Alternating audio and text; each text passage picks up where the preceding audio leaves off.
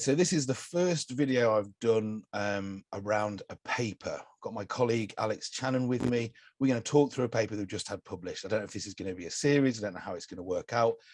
We've got a rough plan of what we're going to talk about, but we're very, very much focused on a paper that we've just had published. So Alex, I can't remember the title of the paper because I've not got it in front of me and I've not looked at it before we started. So can you start off, just introduce yourself and just give us an intro to the paper if you can. Okay, yeah, as it happens, I'm currently doing the copy editing queries on this. So it's right at the very last stages, so I can read out the title for you from my screen. So the paper is Communicating Consent in Sport, a typological model of athletes' consent practices within combat sports. And the paper is, as it says on the tin, it's about this notion of consent. How do people in sport work out consent and communicate that to each other? We focused on combat sports, obviously, that's our usual thing, that's where all our data comes from, but really the arguments in the paper, the observations and the analysis that we provide applies to all sports where people are doing things that you wouldn't necessarily do in normal life, things that you would probably expect that you would need to consent to in order to do, you know, safely and ethically and fairly and all the rest of it. So it's about how people who participate in sport give consent to each other, how they communicate that to each other as well. Wicked. Okay, so just for people who don't know you, you're at University of Brighton, principal lecturer now, promoted? Yeah, principal lecturer, yeah, as of February this year. Excellent. So this paper will be on Alex's ResearchGate. Yeah, it's on there already. Yeah? Okay. It will be up on Brighton Institutional Repository as well. You can find it there too. And there'll be a link below to it on this website as well. Okay, and it's qualitative. No, IRSS, International IRSS, International Review of Social Sport. Okay, yeah, because Dom was editor on it. Okay, excellent. So kind of getting my brain back into this. So one of the reasons why we're talking through this is it's a really, really important paper, we think. It's one that we're very, very happy with. It's been a project that we've been working on, I guess, as a hobby, I think, for basically a decade in one way or another. And we've spoken about this millions of times. That millions might be a slight overstretch, but a lot of times in various ways about bits and bobs of this paper. And I think we do a decent job of talking about that in the method, but you can never get the kind of the real process that we've been through. So this video is to really set that out as well, so that people can kind of look what a paper like this, how it's generated over a long time, how a kind of partnership works as well, and how we've kind of come to that. And then we'll talk specifically for the people who are more interested in the actual outcomes of the paper. We'll talk about that as well. So you've already highlighted that in terms of consent. We kind of make the claim that really consent hasn't been looked at enough in these sports. So that's where we'll kind of get to in the end, I think. And then we'll talk about a little bit about what the future holds for this sort of area. And I think we both want to kind of push down this kind of project a little bit further. So, okay, so let's have a loose history. First off, I'll start. We studied together. So people who don't know, me and Alex have worked together for years. We studied together, undergrad, masters and PhD. PhD were in the same office. We've worked together informally, but also actually in the same institution. So we're kind of tied together in certain ways, connected to our works. We've done a bunch of papers together. We've edited 2 books together. So in the back of all of that work that we've done, these ideas have been cooking away, sometimes just maybe in casual chats in the office, sometimes sat in the pub actually theorizing this, and we'll probably talk about that as well. But where do you think this started then, mate? It's so hard to trace, but where do you think it started? I think this kind of connects with one of the points in the paper, actually, about how this is sort of a background theme or idea that sits in the background of most of the work that we've done. This idea that particularly in full contact sports where people are colliding with each other, risking injury, where there's awkwardness when men and women do it together, when people are engaging in something that's a thrill that they can't do in everyday life. You know, all of these kind of ideas have suffused our various different projects. When your PhD, you know, you're looking at men training in boxing. Your PhD was called The Thrill of the Fight, I believe. Yeah, that's the kind of concept, this idea that it's all about excitement. Well. Yeah. So, yeah, the book, yeah. It's all about this notion of excitement, and you know, you can access this kind of unique experience by being involved in this sport, which is completely different to everyday life. My PhD was about men and women training in martial arts together, the awkwardness of hitting each other and how they overcome that, to do with sort of gender ideals and so on. And the fact that people are consenting to doing this thing is almost taken for granted. Obviously they are, otherwise they wouldn't be doing it. And now let's look at the most important thing, which is gender or excitement or risk or whatever. So we were always kind of aware of this. It was always there in the background. And I think that really, in a lot of sociology of sport research, is the case that participants' consent to take part is a necessary ingredient on the road to them doing whatever it is that other people are, other analysts are interested in researching. And nobody's really looked at this squarely. How do people reach this stage where they consent? How do they communicate that consent to each other? How is it constructed in practice? So we've been thinking about it without really thinking about it for the best part of 13, 14 years, however long we've been doing sociology of sport research. So it's always kind of been there bubbling away in the background. And I think really it started to become crystallizing more clearly in our discussions when we started to do the Love, Fighting, Hate, Violence project. Yes. Because it was at that point where we were wrangling over, where does violence begin and end? What separates, sports violence from quote unquote real violence and so on. And consent was always like a big part of how we were theorizing that. And that I think we started doing that work in probably around 2014. I think we really kicked things off with that in terms of our discussions. And then, we started to publish on that a few years after and built the Love, Fighting, Hate, Violence project a couple of years after that as well.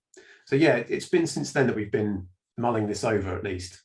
Yeah, two kind of academic ideas that I think have probably sat at the bottom of this is the work that we did in Joe Maguire's deviancy module on defining sports violence, because it's a necessary part, isn't it, of making it violent. A violation is for it to have no consent to it, which obviously, as we've said, most sport does have that consenting element to it, even if it's not expressed. So that was many years ago that we did that, and we've written a paper on that together. So again, there's that paper on sports violence to look at. But then also the unwritten codes of sport, the when people step over the white line onto the field of play, they sign up to these unwritten codes, the Hughes and Coakley-esque sports ethic, and they know it, and all of our students know this implicitly. We teach sports students, so they know this already. They know what they're signing up for. They never sit and write, oh yes, tick, I accept the small chance of getting a broken leg, but still, nevertheless, they would never say they weren't consenting. So that kind of unspoken element to it is why it's so important, and also why probably it's been not kind of looked at in much detail. So we certainly sat, and I've kind of alluded to this already in the pilot in Eastbourne, and we wrote this down, didn't we? We sat and had a few pints. I think it was Timothy Taylor, which at the time was my favorite beer, and we did some sort of drawing of we come up with some ideas like assumed consent and deferred consent and all these different ideas. And I think before that we hadn't looked really at the literature. I like doing that as well. I think we were far enough along to be able to think about this well without looking at loads and loads of literature outside of our sociology of sport.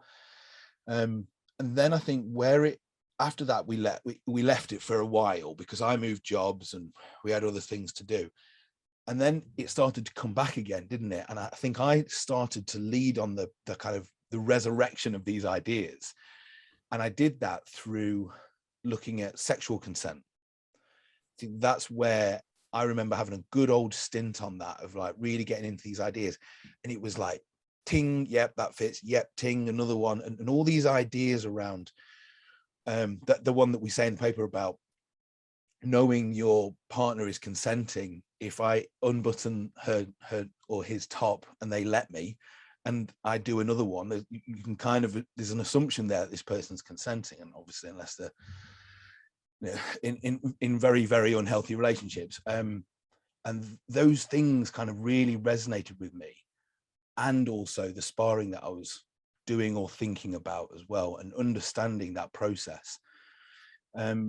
The process of sparring is very, very similar to the process of having sex. It really is like the pushing of the level of the is this okay that this is happening here?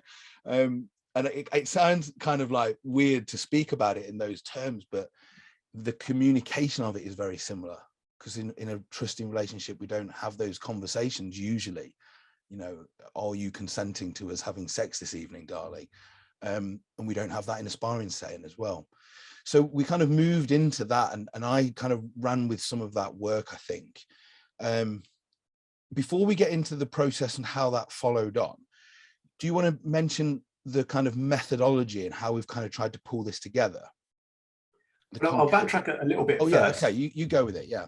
And because I think, you know, the chat is less to do with the topic itself and more to do with the construction of the paper and the doing of the project, right? So specifically when we're talking about, and you know, you went and hit that big sort of session in the literature on sex research, and you know, got the ball rolling on the paper with that. The reason that we did that is, as we said before, there's hardly any research. In fact, there is no research on how consent is done sociologically in sport settings. Nobody's done this before. No one's set out and studied this and got evidence of how young people or older athletes or you know, any other group of athletes give consent in sport. It's just not been done.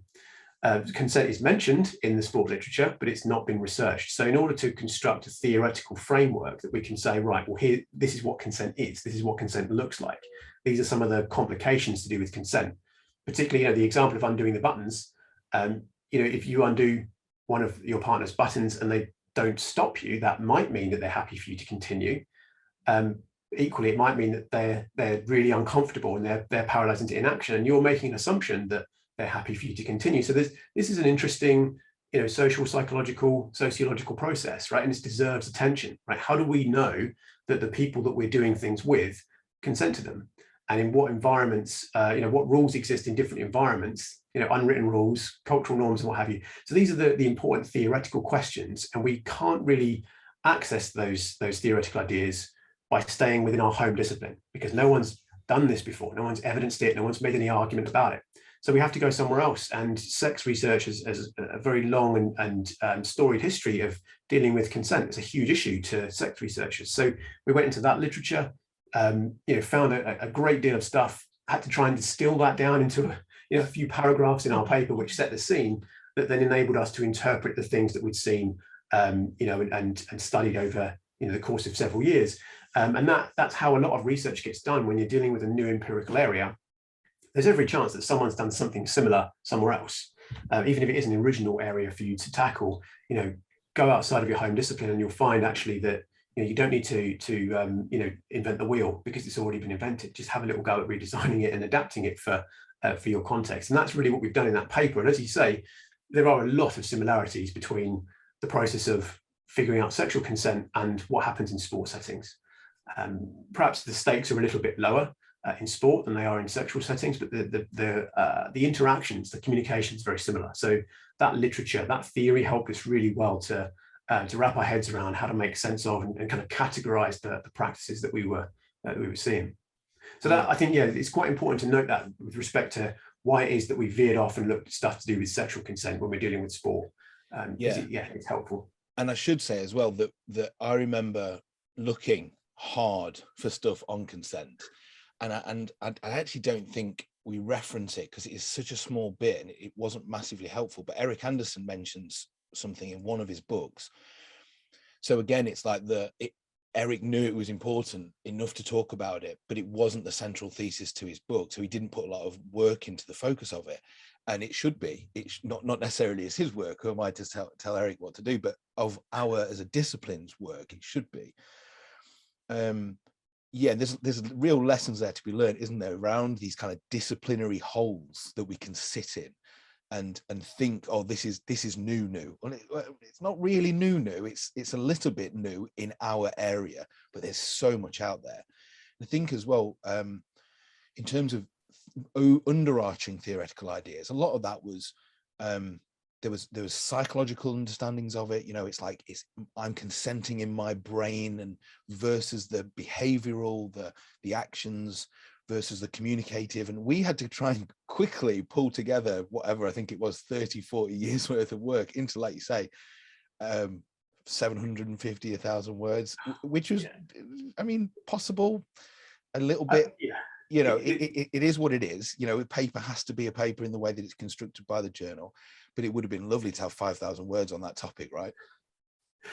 Definitely, and then it would have turned into a book. And the point of a paper is, you know, you've got to be concise. And there's always, as I say, I'm going through the copy edit now, and I'm looking at some of these paragraphs and thinking that doesn't flow very well. I'd like another paragraph here to just make that connection. But it's always the way with papers. You have to kind of accept there's no, you know, chasing the perfect paper is, yeah, you'll never finish if you do that. So yeah, there's a few things I'm not entirely happy with in the final conclusion of it, or the final execution. But yeah, I think that using the literature from that field sets the scene quite well. And if someone's never thought about consent before, then engaging with some of the research from sex research, from gender studies perhaps as well, you know, or even medical sociology. We didn't lean on that a lot. We kind of nod to it, but yeah, you know, there are other bodies of work that do a really great job of spelling out what consent is, and how, you know, giving us the tools we need to then analyze what's going on in sports.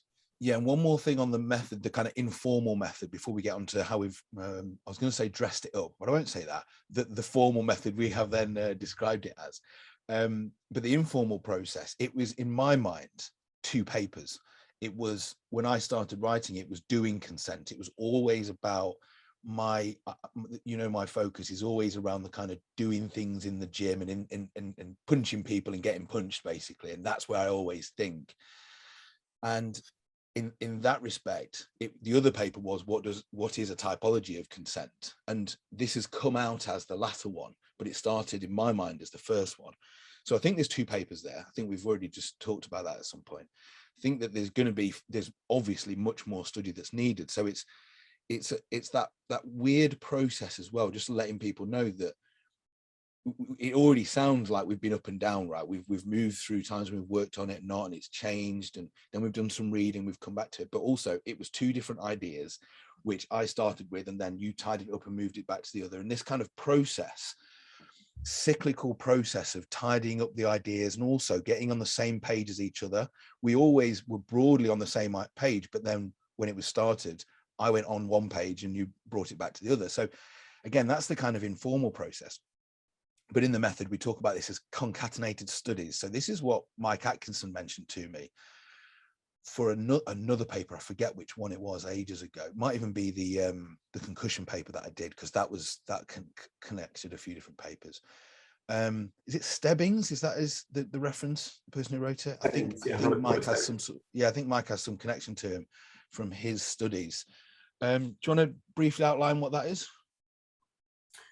Yeah, so I'll just revisit the informal method. I think that's how you and I have worked together. And I think for particularly early career or PhD researchers watching these videos, our progress, I guess, as academics has been greatly assisted by working together over the years, you know, in terms of both sharpening up our understanding of things, challenging each other, and you know, pushing our understanding, but also working together on getting stuff published. And the way that we've worked together has involved a lot of this kind of to and fro, and you know, one of us starts something, the other one takes it over, or one of us does the majority of something, the other one edits it. And you know, that kind of collaboration that we've built up, I think it's very useful if you are in a position where you work with somebody, or if you've got shared interests with someone, to you know, to stick with them, right? Don't just do one paper with one person and move on. I think that there is a lot to say for that kind of long-term collaboration where you know, we're able to get to a point where, you know, a paper's almost half written and the other one will go,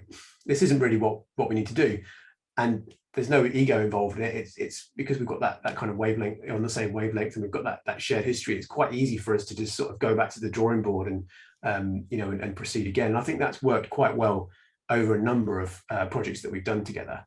And this is just the latest iteration of that. So yeah, I think there's a lot to be said for that kind of, like, you know, lasting collaboration. And that actually feeds quite nicely into concatenated exploration, which is you know, in terms of formalizing this kind of long-term, kind of a little bit ad hoc or rather post hoc kind of analysis, where you've spent 10, 15 years doing research on a broadly similar range of problems or themes. Or maybe they're not that similar, maybe they're quite disparate, but running through all of them has been some kind of connecting thread and theme. And even if in year 1 you didn't set out with that in mind, by year 5, year 6, you started to realize, actually, you know what's a recurring theme here? It's this this issue of consent, or it's, some other theoretical thing. All that data that you've got, you gathered it in order to explore problem A, but as you've gone on, you've found that actually there's something quite interesting about problem B here, and we hadn't set out with that in mind. We might have done studies with, with one person as a collaborator. You might have done it in a team with others. You might have done it on your own. But across that body of work, there is this recurring idea that keeps coming back to you as, this is quite interesting. This is quite important. And what concatenated exploration is an attempt to sort of revisit that, reconcile the methodologies as much as you can, so that you're not just sort of cherry picking things and throwing it together, but trying to make sure that there's some kind of coherence to what your data is, to make it into one data set effectively, but ultimately across those disparate studies to try and then create a sense of, a systematic type of analysis to revisit all of that data to evidence this emerging, I don't really like that word emerging, but this idea that's become clear to you over time. Yeah. So I'm not really doing the best job of explaining this because it's not something that I've spent years practicing, but concatenated exploration is a way to make the most out of that kind of longitudinal, almost accidental longitudinal data gathering, and then try and formalize that, try and turn that into its own thing. And that's what we've done with this paper. Yeah, no, I think you did explain it fine. And I think it isn't the easiest thing to do as well, because it in one respect, we'd already done it, because we just kind of said, look, we've been working for 10 years and these ideas keep coming back and back and back. When they do that, there's something usually important about them, especially when, say this in the book, when people will use different theoretical start points and arrive at roughly the same place, there's something about that place, right? There's something that's going on that keeps drawing people there. And this is what we've done here. Sometimes different theoretical start points, very much different empirical places, similarities. And therefore, when we keep banging our heads up against this, I think one of the things is I very rarely now accept terminology which we just use on a daily basis.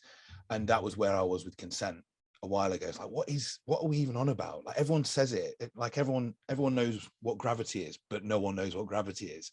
It's the same with consent. And I think concatenated studies, it gives a frame, it gives an academic frame. Because if we didn't use that term, and let's be fair about this, if we just handed this in to a journal and we're like, listen, over 10 years we've been thinking about this on and off, here's a paper, they'd be like, are you sure? Now you can call it concatenated studies, you can call it something else if you like, but it adds some sort of legitimacy to it. There's not just a symbolic legitimacy, it has some kind of codification to it. Specifically, what I think Stebbins talks a lot about is theoretical development, and how that's a key part of this, that it's not just, here's a load of different empirical observations from different spots. No. Here's the thread which pulls this together. And you used that word already. The thread is what matters. And I think that's where those ideas are kind of locked down for him. Yeah, I think within that, there is this tension that exists, I think, in all qualitative and particularly ethnographic research, between, on the one hand, seeing scientific method as rigid and very formal, and your experiment starts and ends at particular points, and you're only allowed to gather data under these conditions, and everything outside of that is open to bias and should be excluded from the study and so on. Versus, on the other hand, this incredibly open-ended, anything that happens to fall into my mind is valid data, and therefore it's worth writing an entire paper about. These are obviously two extremes, and neither of them really fit with the model of proper qualitative research. With concatenated exploration, it's not just a matter of, oh yeah, this has been a recurring theme over 10 years, therefore I'm going to write about it. It's not just the window dressing that enables that process to pass a peer reviewer. It is its method, right? We did spend time revisiting transcripts, going through them systematically. It's not just a case of, oh, I remember this thing from 10 years ago that might be relevant here. It's going back to the original data and checking this. And is this really what happened? Is this really what they said? Does it really fit? And so our initial data, where we weren't really thinking about consent at all, it's harder to see it in the data when you go back to it. So it takes a bit more time and to try and be systematic and comprehensive and make sure, that we're representing it accurately and with integrity. So it's once a theory and a method, it's a combination of those things, and it's about reapplying the same rigor that you applied to your original study My first study was about sex integration in martial arts. I was very rigorous with this. I coded it. I went through the coding. I went through the multi-stage thematic analysis, even discourse analysis on that work for some of the publications. It's applying that same kind of thoroughness to stuff that we did 10 years ago, but with a different theoretical idea in mind that has since become clear. So it is still, it's going to the cliff face effectively and putting the effort in. But you're doing it to work that wasn't initially intended to be about that thing. It's only become clear later on. So it is still a bit of a graft, and it is it is a method, right? It's not just a matter of a nice word to put in the journal, to put in the article to make the journal accept it. So one more point that I think we've got to provide for context, and people might have picked up on this already, but I want to make it slightly more explicit, is that not only have we worked together for a while, so we have a good working relationship, which you've already touched on, but also we've used many different theoretical ideas across our careers, but we both trained in the same space at the same time, and we're well trained in epistemology, ontology, and broadly social theory, especially stuff that we're kind of happy with.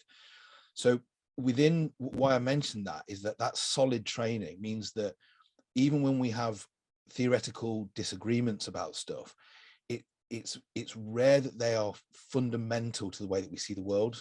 So when we kind of combine our data sets, they have launched from a similar start point. And I think this would be far more challenging if someone was to be like, oh, I now work with an anthropologist. That might work. Maybe a psychologist. We don't have that kind of different ontological position, different epistemological positions. So we start from a position which is probably worth highlighting to people that makes sense. We cohere when we speak about stuff. And that means that when we draw on our different data sets, the same ideas are there, that this is social processes over time, that these interactions are really, really important to what's going on, and that people communicate things in these ways and also these other ways. So I think that bears kind of just explaining to people as well. Very, very wary of kind of people running off going, right, I'm going to do that with my mate and see, and going, actually it doesn't work. There's too much tension. There's very little tension in our way of seeing the world, I think, academically. So just moving through the process a little bit further, I've kind of touched on some of the backgrounds, which are like kind of hazy and stuff, and going to the pub and talk about it. Then me going into the sex literature and having a run. And I remember being on the parks. It must have been when I was back here, either because we were on a break and I was up here when we worked together, or because I'd moved back. So that kind of dates it slightly. Just ringing you and going, I'm done with this. I can't do it anymore. I've like got where I've got. And I think at that point, I was like, look, it's normally as a good research partner, I want to send you something that's 80% if I can get it there. But it wasn't. I knew it wasn't. I was like, I can't do it anymore. I've got to move on and do something else. And it was like, it's either going to be left or it's coming to you. If you can't look at it, don't sweat it. Remember that conversation? And I think we had to leave it again.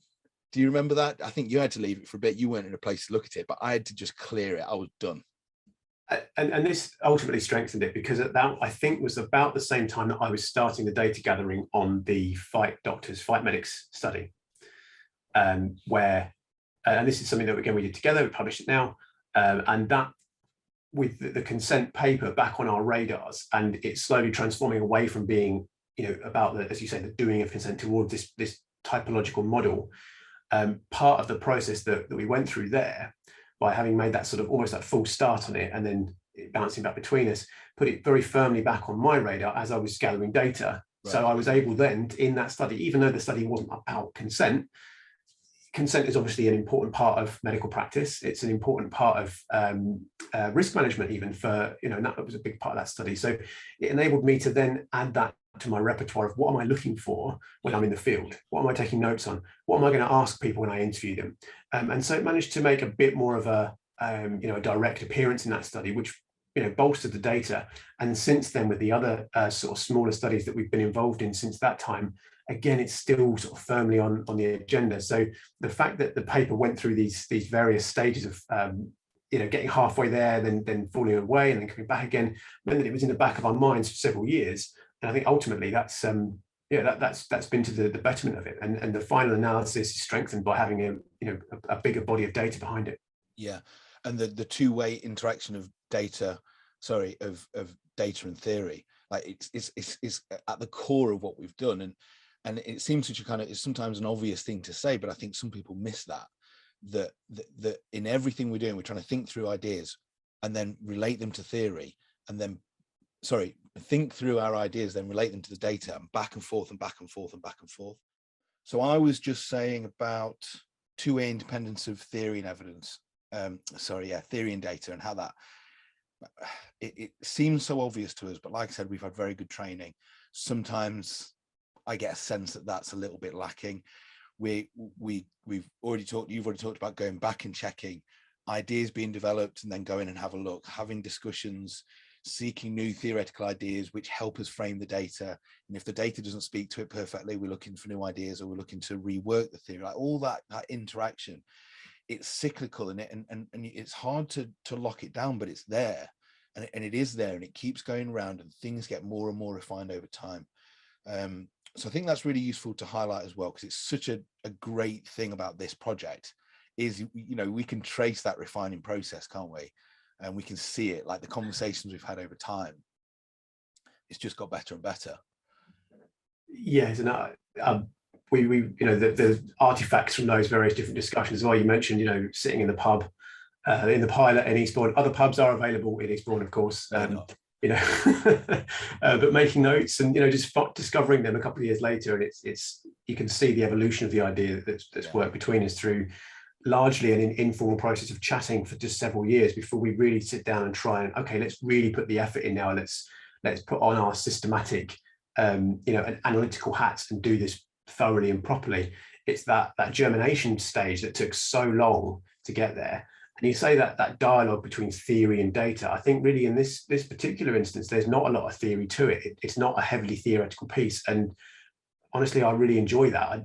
I've turned a bit of a corner in some of my writing where I'm getting a little bit tired of theory, from the point of view that there seems to be this sort of arms race of developing new theories, and there's all kinds of new fancy fads in social theory and philosophy and what have you, that honestly it wears me out. If the theory isn't helping you to explain the real world, then what is the point of the theory, really? So what we've done with this is we've used a limited range of theoretical concepts, again borrowed from the sex literature, to help us to explain a real phenomenon, and to put flesh on the bones of what we've observed, and to offer some kind of analytical explanation of why things are happening this way, or what the consequences of this might be, highlighting moments wherein there are problems with it. And it's using theory really to enliven and help to explain the data and what they show. And I think that's for me right now, where I'm at in my career, this is why we use theory. And if we're not using theory for that purpose,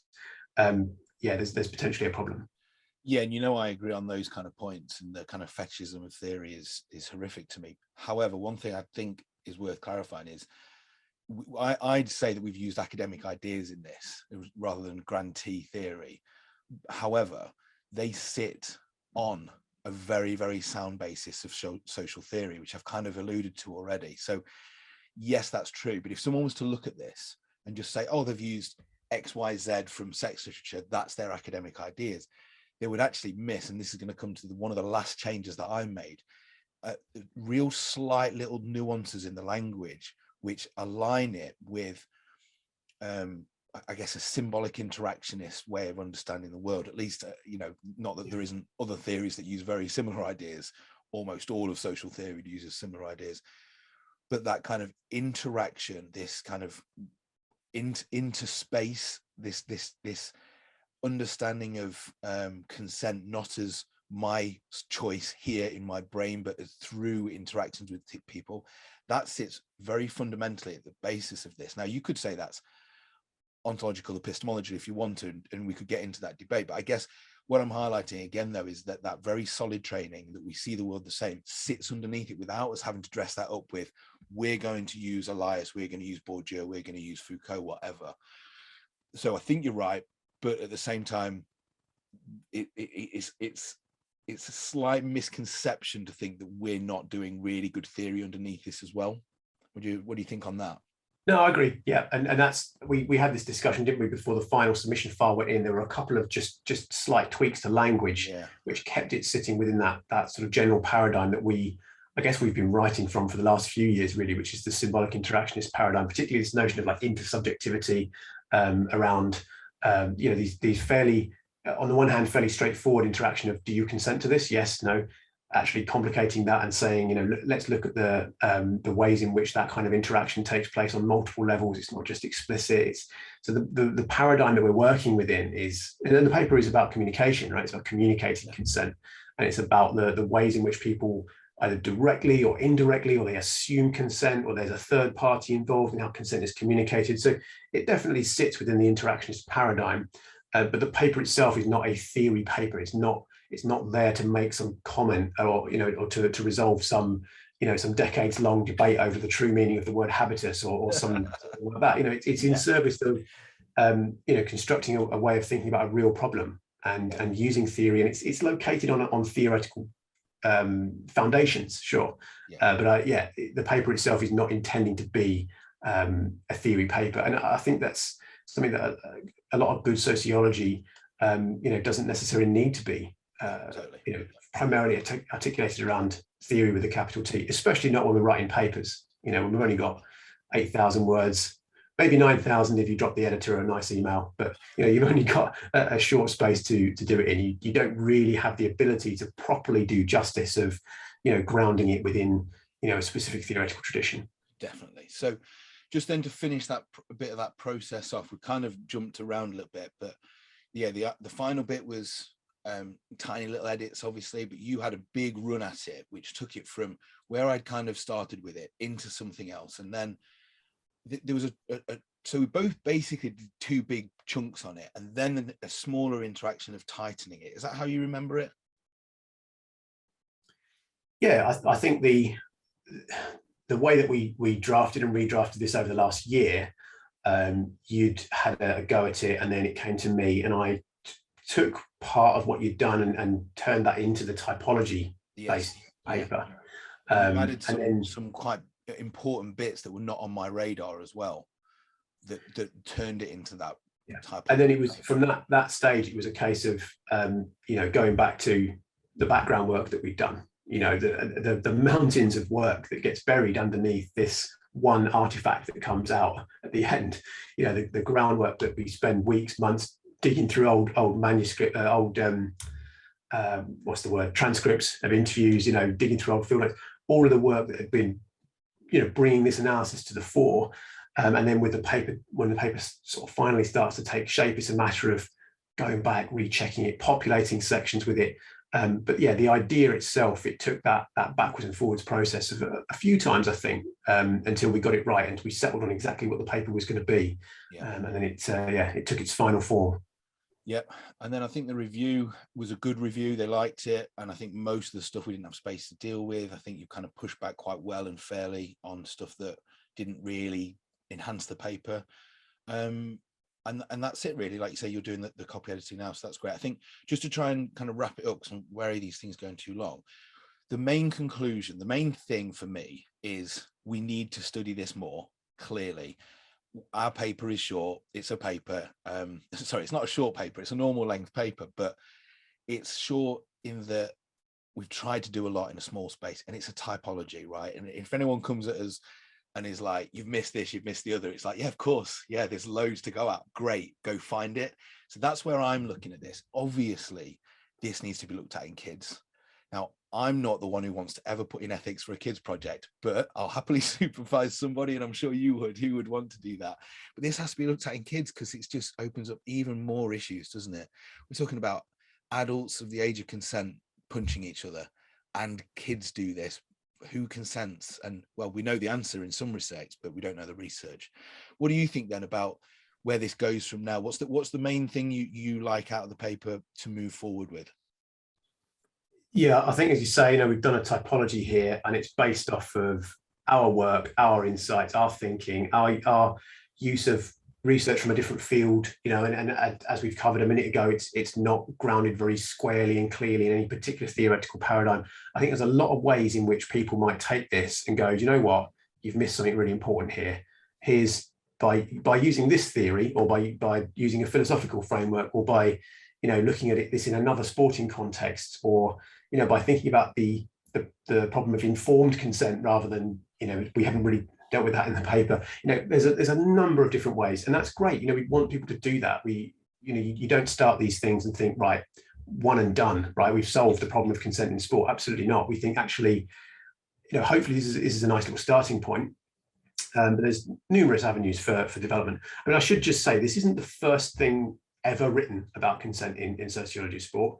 There is a really fascinating book, actually, one which we lean on a bit in the paper, by Jill Weinberg, on it's called Consensual Violence, if anyone's interested to look that up, comparing mixed martial arts with BDSM practices in the US. It's a sociology sort of criminology study. It's really, really good. It obviously it's sort of more a direct comparative study, so it's not trying to be about all of sport or different types of consent. So we are trying something new. We're trying to do something which brings these questions. How do athletes give consent? What does consent look like in sport? What are its problems and limitations? We're trying to bring those kind of questions to the rest of the discipline by publishing it in the arguably the flagship journal of sociology of sport. So my hope is that we will get people critique us, we will get people respond. Hopefully some people will like it as well and will use it productively, to keep asking these questions. And yes, safeguarding in youth sport contexts, clearly consent is a really important construct there to do research on. How do children give consent? How do their parents give consent? How much information do they have in order to consent to things like punching in boxing or tackling in rugby, things we know can cause concussions? There's so many questions that need to be asked. How do different demographic groups navigate this? Right? Is this different for men and women? Is this different based on cultural background or ethnicity, gender, age, sexual orientation? How do these sort of classical sociological divisions impact on the ability of people to give or even to withdraw consent in sport, which is also pretty important. So there's loads of questions that are yet to be asked. And as you allude to, let's get a PhD student to do the work, and we'll supervise them.